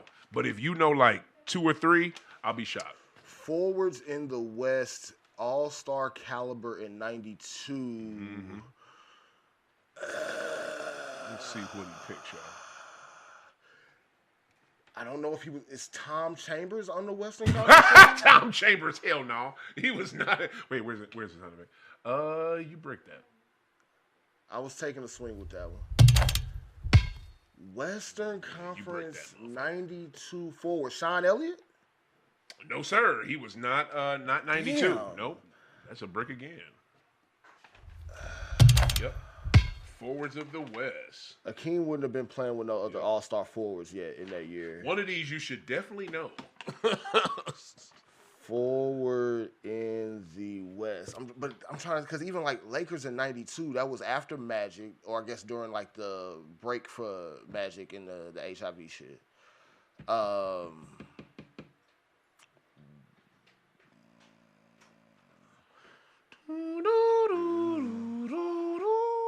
If I go back to the East, we had Pippen already. There you go. That's too early for Grant Hill. Way too early. He was still at Duke. He was still at Duke. He ain't coming to the league till 94. Damn, why am I thinking that he was early? Rookie of the year with J. Kidd. Rookie of the year in 92 was J. Kidd. He's not on the All-Star team yet. What you got? Forwards in the 92 All-Star game. Jesus. Not as easy as you had thought. Well, I knew. I mean, 92 wasn't gonna be easy. I was born in 92. I feel you. But this is a classic. You know basketball before you were born. So these Karl names Malone you should on the know. Western Conference team. Huh? Karl Malone is on that Western Conference team. Let me see. Finally got it. Yes, there you go. That's a West. So we got a forward off of each of those. I need to do two forwards. Oh, you don't have to. Oh.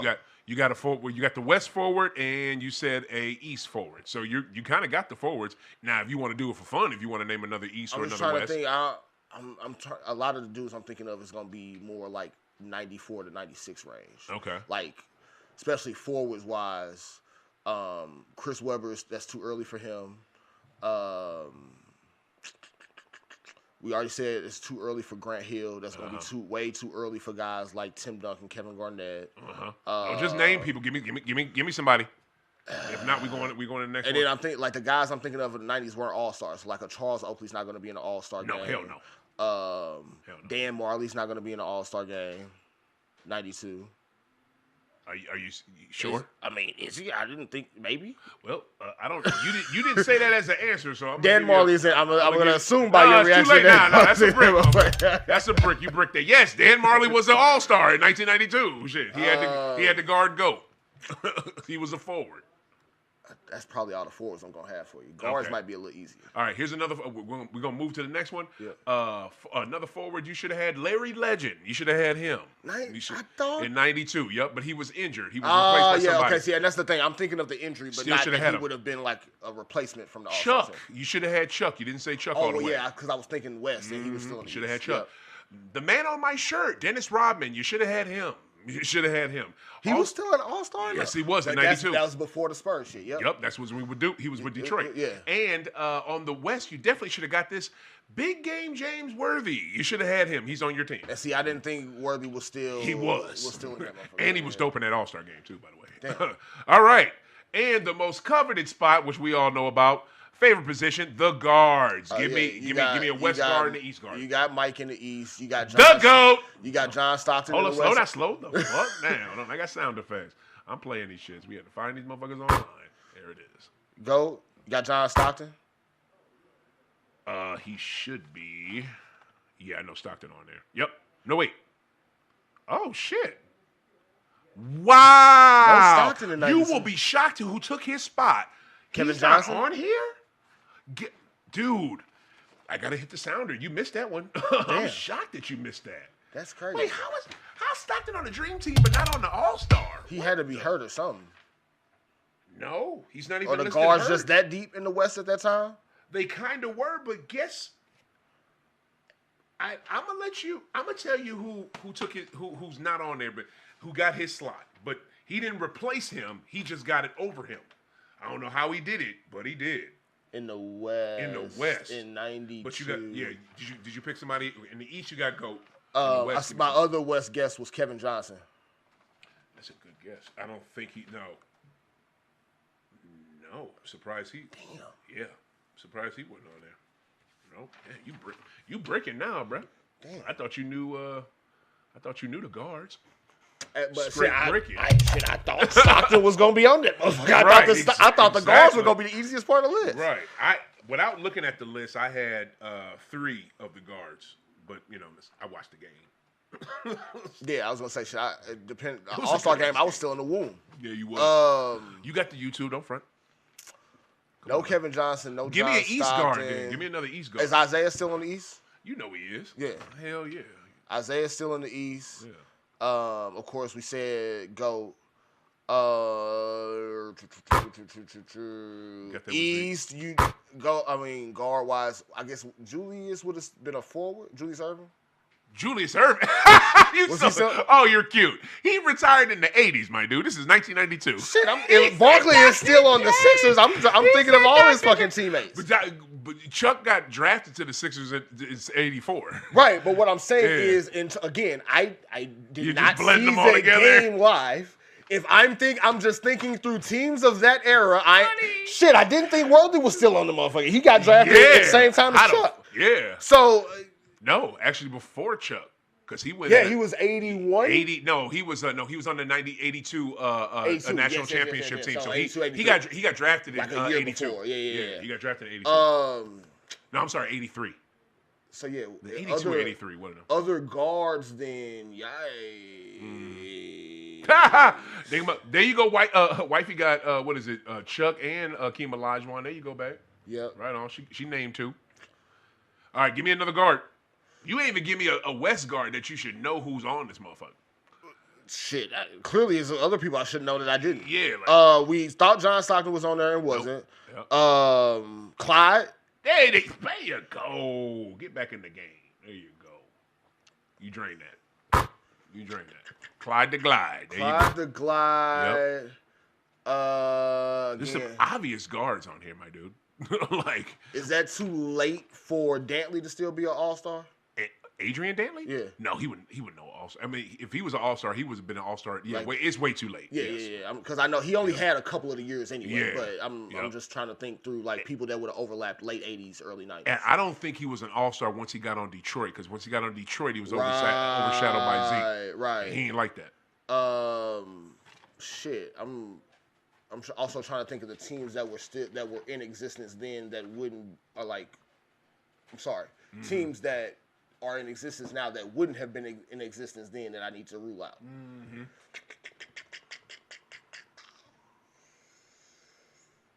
And then he wouldn't have been a guard, no way.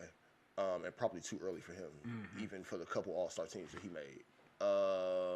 Shit. Too obvious. Super obvious. You got some obvious ones on the East, too. Super obvious on the East. Yeah, make me play this music again. Yeah, I'm drawing a blank at this point. Drawing a blank? Guards 92. We said Stockton and Clyde. Stockton's out. Clyde was in. We got GOAT. other Eastern Conference guards. Reggie Miller? No, good guess though. You close. It's another Reggie. Reggie Theus? God no. I was gonna say, hold on, no. what the fuck? Like, You don't know this Reggie. This Reggie was rest in peace, one of the greatest Celtics to ever do it, Reggie oh, Lewis. Reggie Lewis. Reggie Lewis, Damn yeah. Rest in it. peace to him. R.I.P. Yeah. to him. You know what? Yes. And he used to give Goat. He used to give Goat the blues. Work. Yeah, he used to give Damn, Goat that work. that's on me. I didn't think about Reggie Lewis, partially because of the death. That's on me. I'll give you another one too. What is it? He subbed. I guess he was a sub for somebody. I wonder who he subbed for. Michael Adams. I didn't even remember him. He played for the Bullets. And then one that you definitely should have got, Joe Dumars and Mark Price. Mark Price. And you know what? Joe Dumars, Mark Price. I stopped thinking about Cleveland, and I should have. Right. Damn. Right. Damn. So that's that. Now here, these are your most obvious ones with the West that you definitely should have got. Tim Hardaway. You know what I'm saying? Run TMC. You know what I mean? Yeah. And Tim Hardaway was voted a starter, but he gave his starter spot to this dude, Magic fucking Johnson. Yeah. That was Magic's last. But see, you didn't say Magic. But see, I didn't say Magic because I couldn't tell if that was the comeback All-Star game or not. That was, yeah. But then I also, that's it. I didn't remember if that's when he was playing power forward as Magic or if he was still point guard Magic at that time. He was never power forward in the All-Star in an All-Star game. He was always a point guard. Always. He definitely. What was that? That was 1980 when he played center for Cap. Cap was hurt. For Cap in the finals. But that was an All-Star game where he was out there like fat Magic. He wasn't still in shape Magic. What the fuck? Oh, you're talking about when he came back in '96. Yeah, that's when he came back in '96. Okay, I was too late. I was too far down the line. All right, right on. Yeah, no, when he came back in '96, he was fat Magic, but he still was he played a little forward, but he still was a point guard. Yeah. You know what I mean? That was his position. But yeah, that was the obvious one that I just knew you was gonna say because that's why I picked that All-Star game because that was the one where Magic. It was, it was after he had the diagnosis and after he came out and da-da-da-da-da. Because he came back, played the All-Star game, and then they announced probably not too long after that he was going to do the Dream Team. A while after that. Yeah. It wasn't because that was February. Yeah. And then they put the Dream Team shit didn't come out that he was actually going to be in that until like May, June. Yeah, and right before the Olympics happened. Yeah, right? Yeah. We kind of it was some rumors that he was going to be on it, but it wasn't all the way sure because it had to go good with him at the All-Star game. Right. And if that didn't go good, he would not have been on that Dream Team. Because that's also 90s where the stigma around HIV was a whole lot different. You had certain players, I think it was Clyde Drexler, and Karl Malone was an ass. Like, Karl Malone was like, I don't know about playing with it. Like, Karl Malone was a piece of shit. Karl Malone was a piece of shit. He didn't want to play with a dude with HIV, but you'll play with little girls. You know what I'm saying? Like, you all around piece of shit. Like, that's how that motherfucker is. And this is, I got to say this one before we dip. The main one that if you put a gun to my head, I wouldn't have got this dude. I don't know how the fuck he made this team over who you said, Jeff Hornacek. I don't know. I don't fucking know. I mean, how did Jeff Hornacek get on there before that? Had 100 guesses and wouldn't have. But you could have gave me a million. A million. Jeff Hornacek, please. Please. Wow. I need to go back and look at some 92 tape. I need to see what was happening. Hey, bro, I mean, he was good. Hornacek had some years where he was looking like Austin Reeves looks for us. You know what I'm saying? And I guess that's why they brought him to Utah because he was good. But man, I can't remember no game where Hornacek versus Stockton and Hornacek got the better of dude. I can't remember none of that happening ever. Like, I wouldn't have had that one, bro. At all. I wouldn't have had that one guessed. Oh my goodness. At all. All right. Before we get up out of here, man, we gotta do my favorite segment. This is new sponsor. Well, no, new sponsor for the segment, Marijuana Minute. Got to give a major shout out to Terp Junkies. Terp Junkies, you can find them online. It is your genetics. Okay. You know, this is the problem, right? Right now, it's too many hybrids. Yes. It's just entirely too many hybrids. Okay, it's not an indica. It's not a sativa. It's both. And then when it gets so. It's almost like they're crossing a schnauzer with a pit bull with a collie with a German pitcher, with a Doberman pincher, with a fucking with a bulldog. It's just all kinds of shit. You know what I'm saying? Like all kinds of shit. Just all these. If you wouldn't want a dog like that. You wouldn't want a fucking dog mixed with a Doberman pincher and fucking Lassie and fucking and a British the bulldog. You wouldn't want that. Like who the fuck would want that? I want my shit to be pure. You want some pure shit, or do you want some hybrids as well? Go to Terp Junkies. Go to Terp Junkies. You guys can find them online. Also, what's Clutch Geek? Tell me what that is. What is that, Gail? Tell me what that is. But yeah, check out Terp Junkies. You guys will love the genetics. You will love the seeds. My man Brian, he makes this. You know, this is his deal. He gets them from legitimate sources. And or he crosses the strains himself, so you can get both. You can get pure, or you can get your hybrid. So Terp Junkies, make sure you guys check them out. We are proud to have them as a sponsor for here on High Off the Glass. All right, let's come on with it.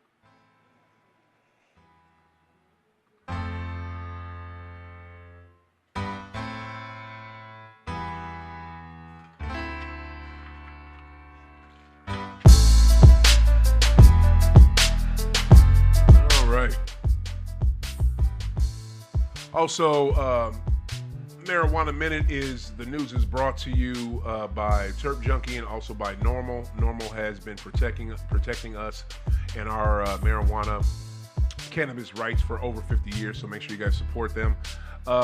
Today marks the 88th anniversary.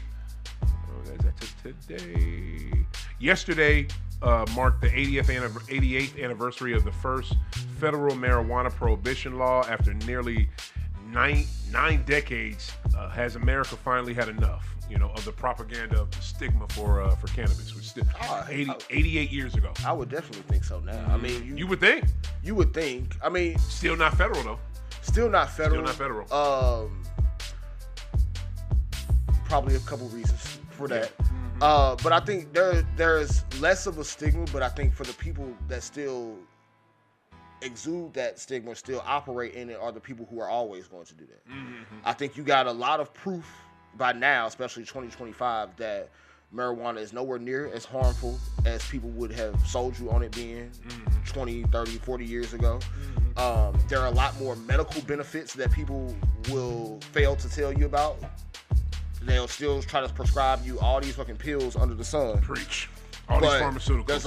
There's a lot of people that I know personally, between different types of cancers, different types of eating disorders, anything you can think of, where marijuana has been able to help them either out of it or to be able to cope with it. Right. So I think the stigma should definitely go away. But again, it's the same way that you got people who have stigmas about people driving with tinted windows. Like it's shit's not gonna go away. Right. But see, and that's the good thing is, unlike the tinted window stigma, what is it? The cannabis stigma is going away with the quickness because these municipalities, these counties, these states, they see these millions of dollars they can make off it.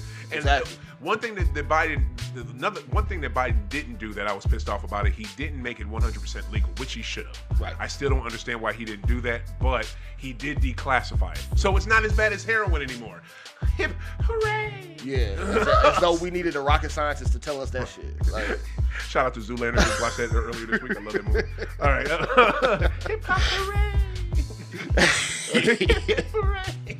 Yo, real talk. Shout out to late 90s, early 2000s comedies in general, bro. Bruh, for real. I'm talking about, I don't know when the last time you seen Zoolander. It's been a grill. Bruh, with Ben Stiller and Will Ferrell. Bruh, oh my God, that movie is so goddamn funny still. All right. Adult use cannabis sales begin in Delaware some 28 months after lawmakers approve legislation. Well, it's about time, right on. I'm glad they're finally being able to do that.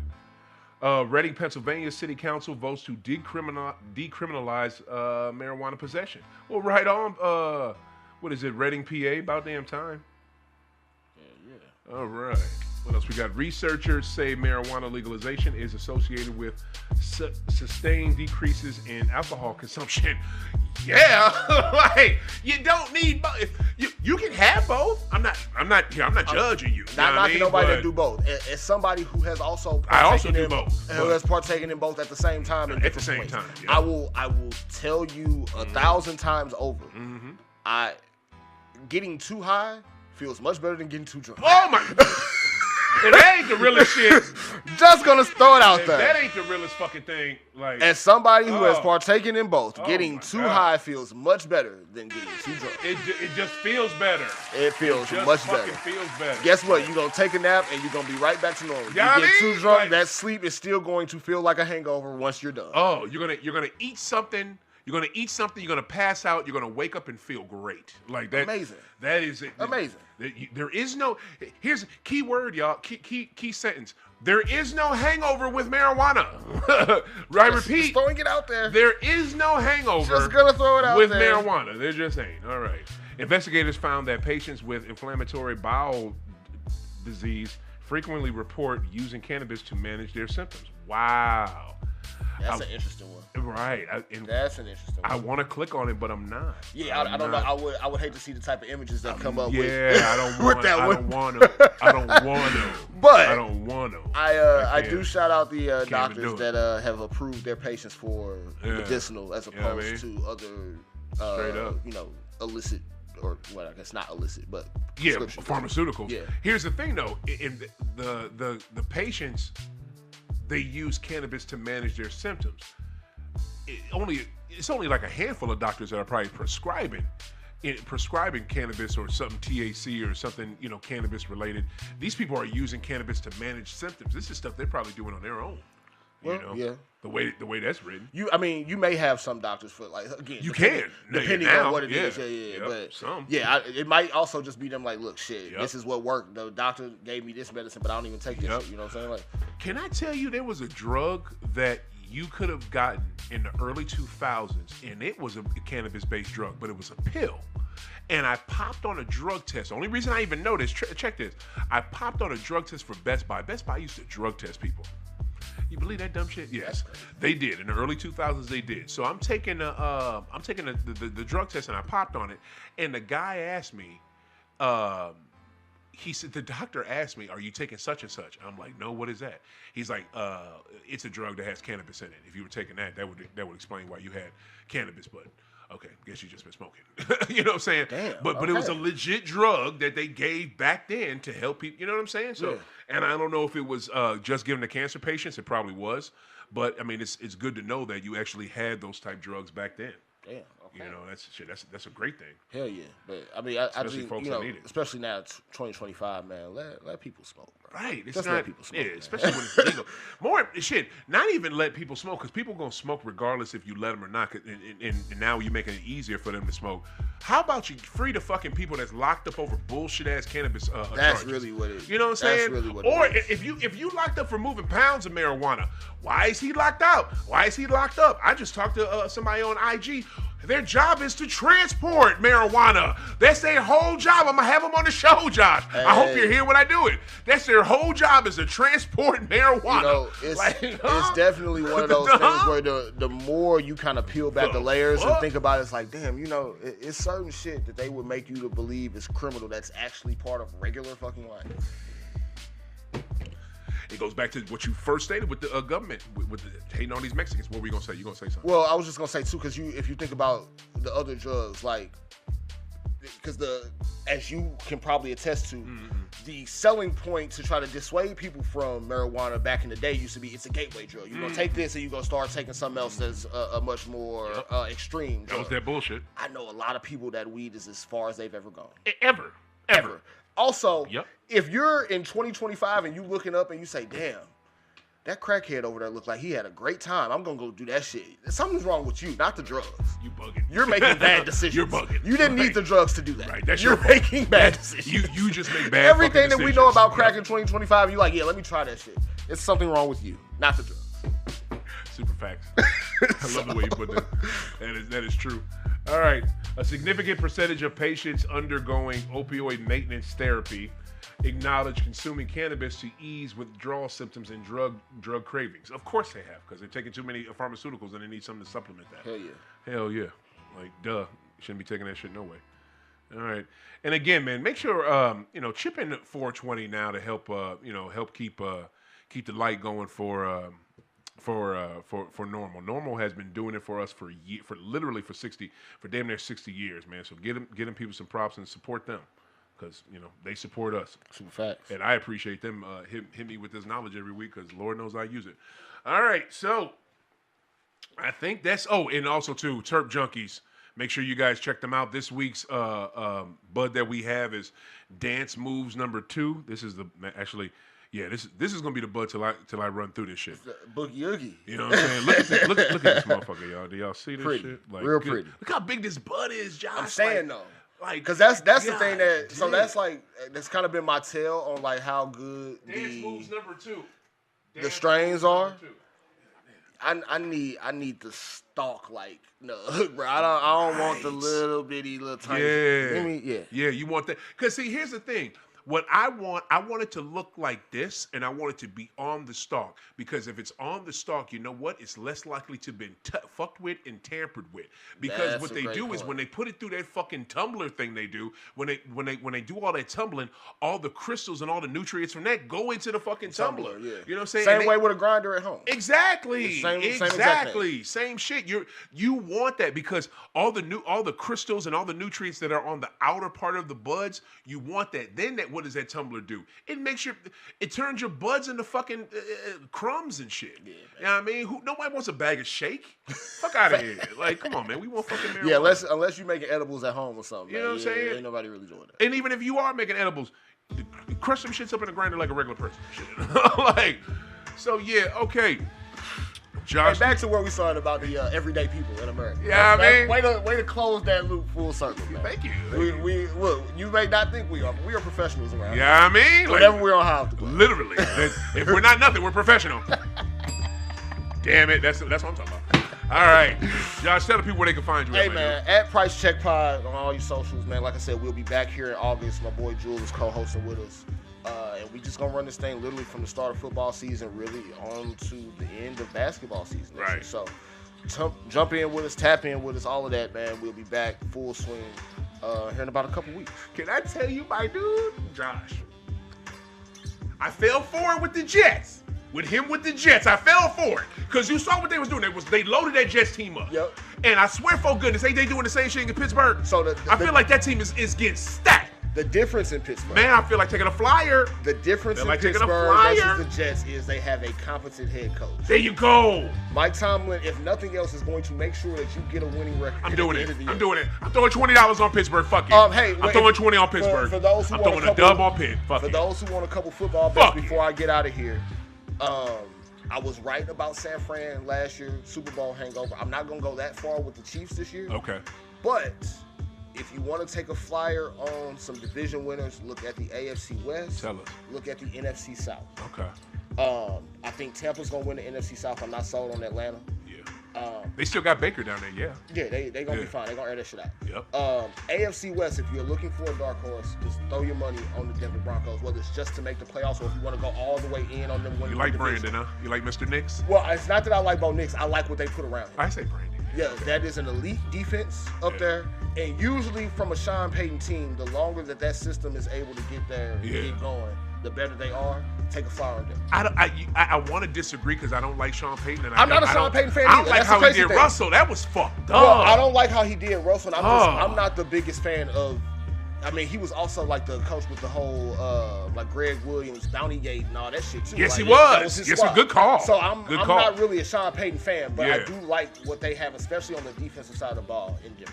Okay, so when we gonna get this football episode going? Look, you got me the next 2 Sundays. I'm here next week and the week after. Okay, because you did say that. Yeah. All right, so next week and the week after. Yeah. Well, I guess we're getting the football episode in. Football All right, we got to do that. Thank you, bro. And I'm gonna tell y'all, man, real talk. I fuck with this young brother because he's smart, he's funny, he blow like me, and what is it? He knows sports. You know what I mean? And you know, I talked to him about this political shit before. He's never really jumped into that. See, this is his first time doing it. See how he just jumped into it like it was nothing? Just dove in like the water was fine. You know what I'm saying? But I'll be honest with you, I think you know football more than any fucking thing. Like, and you know what? That's crazy. I didn't, for the longest, I did only basketball on my show. And it wasn't until the year before last that I actually started incorporating football. For real? The football is actually where I typically see my most traffic. Yeah. So I'll take it, man. I think that, and the reason why I think that is because a lot of people consume basketball, consume football, but you can't get smart football everywhere. You can get football anywhere, but you can't get smart football everywhere. Yeah. And you can get basketball any fucking where. You know what I'm saying? So super fast. Yeah. So I think. Yeah, man. I mean, look, the way I see it, man. I ain't trying to do all the dumbass ESPN debate only type of content, man. I want to come to you as though you know nothing about the sport. Let me lay it on you as plain as possible, but also give you something that you can take away and keep coming back. No doubt. I want to say there's a lot of sports stories out there. I'm going to touch on one next week. The NFLPA. Y'all are some sorry cocksuckers, boy. Y'all ain't shit. The NFLPA ain't shit. Lloyd Pierce. Lloyd Pierce, you ain't shit. Is it Lloyd Pierce or Lloyd Powell? Lloyd Powell. Lloyd Powell. I fucked myself because I knew it was Powell. You're thinking of old Hawks coach Lloyd Pierce. I am. I'm tripping. My bad.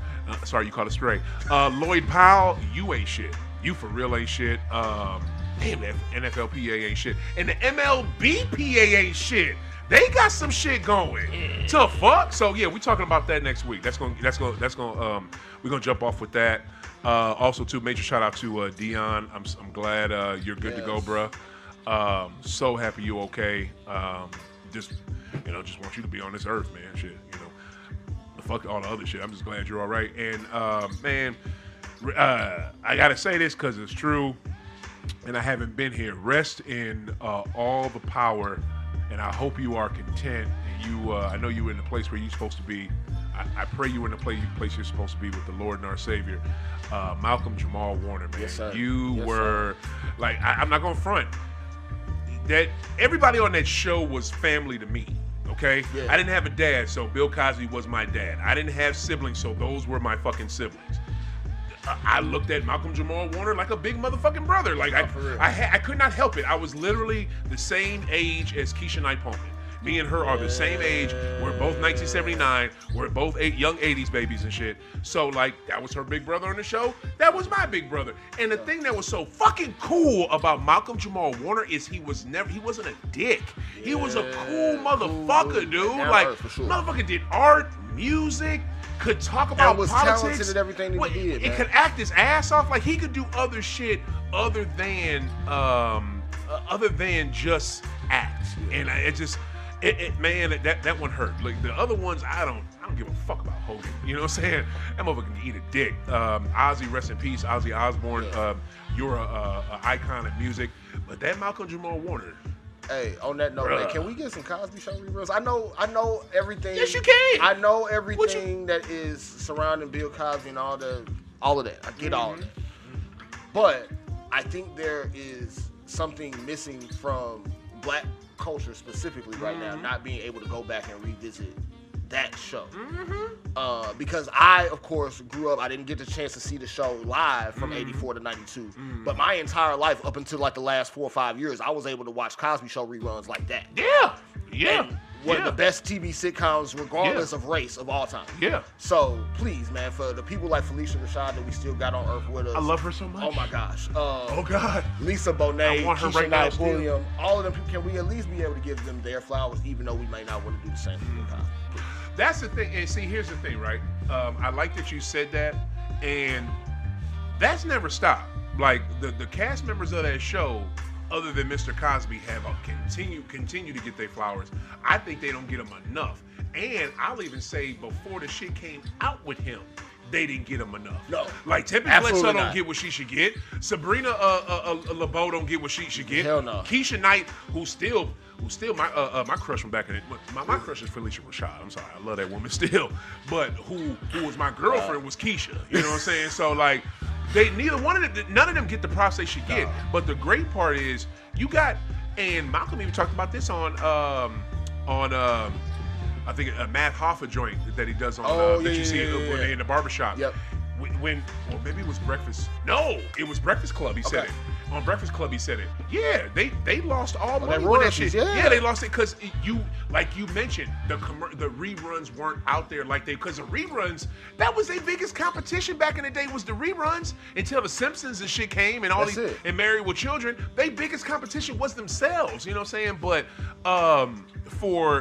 so it sucked when that happened, but you can still watch them on TV One. Yeah. And my favorite spot to watch them, I'm about to go to. I'm gonna go wherever I can. You can buy them on Amazon, I'm sure. No, I didn't want to say Amazon. I hate to do it, but I know if we can't find the shit anywhere. If I can't find it nowhere, I'm gonna go there. But I'm buying that whole fucking show. I had to get all the Roots. I got all the Roots last year. No, I got that a couple years ago. But I'm getting all of the Cosby Show, and I'm trying to get all the old school shows because my shows I came up with are the best. But on the Griot, the other black channel that's on cable, I got it on direct. I don't know if it's on. I don't know if the Griot's on Charter, but the Griot, what the Griot does is that's amazing. The Griot doesn't alter it at all, and they don't throw in millions of extra commercials to make more revenue, to make more ad revenue dollars.